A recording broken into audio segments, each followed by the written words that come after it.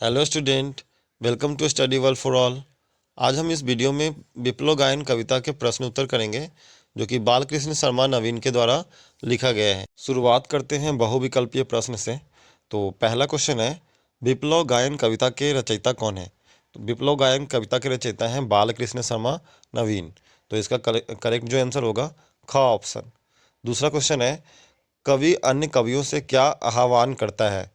तो जो कवि हैं वो अन्य कवियों से कहते हैं क्रांति गीत की रचना करने को। तो इसका करेक्ट आंसर हो जाएगा घ ऑप्शन। नेक्स्ट है, कवि समाज में उथल पुथल मचाना चाहता है, क्यों?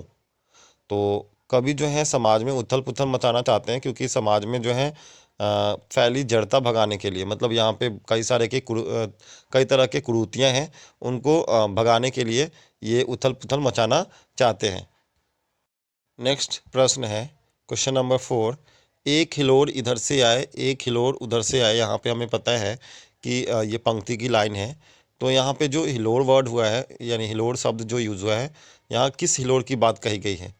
तो परिवर्तन की लहर के लिए, क्रांति की लहर के लिए, जीवन को गतिशील बनाने वाली लहर को, या उपयुक्त सभी।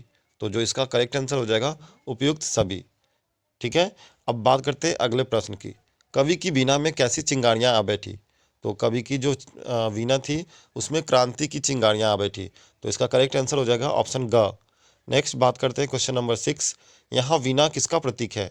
जो वीणा है वो कवि के जीवन की बात कही जा रही है। ठीक है, तो अगले प्रश्न की बात करते हैं। नेक्स्ट है, ऐंठी अंगुलियों के माध्यम से कवि किस बारे में बताना चाहते हैं? तो जो ऐंठी अंगुलियों हैं उसके माध्यम से जो कवि हैं वो बताना चाहते हैं अत्यधिक कष्ट की अनुभूति को। तो इसका करेक्ट आंसर जो हो जाएगा वो ऑप्शन ग। नेक्स्ट, कंठ रुका है महानाश का, मारक गीत रुद्ध होता है, का भाव क्या है? तो इसका जो भाव है, परिवर्तन की मांग को तेजी से दबाया जाता है। मतलब जब कोई परिवर्तन करना सोचते हैं कि परिवर्तन की मांग करे, तो उस बात को लोगों के द्वारा मतलब दबा दिया जाता है। तो इसका जो करेक्ट जो भाव होगा, परिवर्तन की मांग को तेजी से दबाया जाता है। अब करते हैं अति लघु उत्तरीय प्रश्न। इसका पहला प्रश्न है, कवि क्रांति क्यों लाना चाहता है?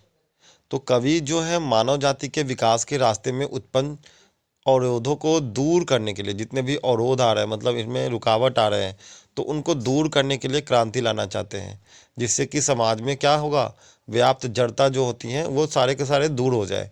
तो कवि जो है क्रांति क्यों लाना चाहते हैं? मतलब जो विकास के रास्ते हैं उसमें उत्पन्न अवरोधों को दूर करने के लिए। क्वेश्चन नंबर 2 है, क्रांति लाने के लिए कवि किसका सहारा लेता है? तो क्रांति लाने के लिए कवि गीत का सहारा लेता है। तो याद रखना है, जो कविता है उसमें क्रांति लाने के लिए हम लोगों ने देखा कि जो कवि हैं वो गीत का सहारा लेते हैं। बात करते हैं अगले प्रश्न का, कैसा गीत समाज में क्रांति ला सकता है? तो महानाश का मारक गीत समाज में क्रांति ला सकता है। नेक्स्ट प्रश्न है, गीत के स्वर निकालते समय कवि की वीणा की क्या दशा होती है? यानी कह सकते हैं क्रांति गीत के स्वर निकालते समय कवि की वीणा की क्या दशा होती है? तो क्रांति गीत के स्वर निकालते समय कवि की वीणा से चिंगारियां निकलने लगती है। अब हम करेंगे कुछ इम्पॉर्टेंट लघु उत्तरीय प्रश्न। कवि ने, पहला प्रश्न है, कवि ने यह विप्लव गीत क्यों लिखा है? तो अभी हमने पढ़ा था कि जो ये गीत लिखने का मेन मकसद है, जो डेवलपमेंट यानी विकास के जो रास्ते में जितने भी रुकावट आ रहे हैं उनको, मतलब उनको जड़ से मिटाने के लिए, है ना। तो देखते हैं क्या लिखा हुआ है आंसर। कवि अपने विप्लव गीत के माध्यम से सोए हुए लोगों की चेतना को जगाना चाहते हैं। वह समाज में व्याप्त जड़ता और अंधविश्वास को दूर करना चाहते हैं। वह एक ऐसी क्रांति लाना चाहते हैं जो रूढ़िवादी विचारधारा तथा कट्टरपंथी मानसिकता से समाज को मुक्त कर दे, जिससे प्रगतिशील समाज की रचना हो सके। इसी उद्देश्य से कवि ने यह विप्लव गीत लिखा है।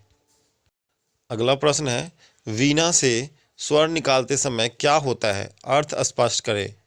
तो वीणा से क्रांति गीत के स्वर निकालते समय चिंगारियाँ उठने लगती है, मिजराबें टूट जाती हैं और कवि की दोनों अंगुलियां ऐंठने लगती है।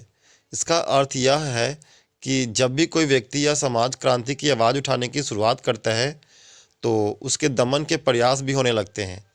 मतलब उनको दबाना शुरू हो जाता है, लोग दबाने लगते हैं। ऐसी स्थिति में उस व्यक्ति या समाज को कठिन परिस्थितियों का सामना करना पड़ता है। करते हैं अगले टाइप का प्रश्न, दीर्घ उत्तरीय प्रश्न। इसमें एक ही इम्पॉर्टेंट क्वेश्चन है, कवि के अनुसार जीवन का राज क्या है? कवि के अनुसार जीवन का राज नव निर्माण में है, तभी देश और समाज की प्रगति हो सकेगी और एक उन्मुक्त परिवेश का निर्माण होगा। नव निर्माण के लिए कवि विध्वंस और महानाश को आवश्यक मानता है। यह विनाश सदियों से चली आ रही है।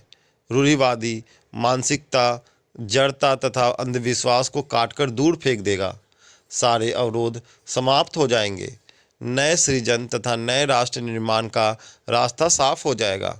कवि इस नए निर्माण के लिए जिस क्रांति और उलटफेर की आवश्यकता महसूस करता है, वह मानव मस्तिष्क की विचारधारा से परिवर्तन लाने से ही संभव हो सकेगा।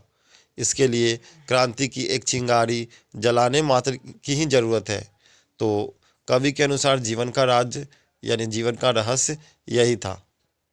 स्टूडेंट, अगर आपने इस चैप्टर का एक्सप्लेनेशन नहीं देखा है तो इसका लिंक मैंने डिस्क्रिप्शन में दे दिया है, इसको वहाँ से आप देख सकते हैं, तभी आपको ये चैप्टर का क्वेश्चन आंसर भी अच्छे से समझ में आएगा। और बाकी के आगे के वीडियोस के लिए अगर आपने मेरा चैनल को सब्सक्राइब नहीं किया है तो प्लीज़ मेरे चैनल को सब्सक्राइब करें, लाइक करें और शेयर करें। Thank you.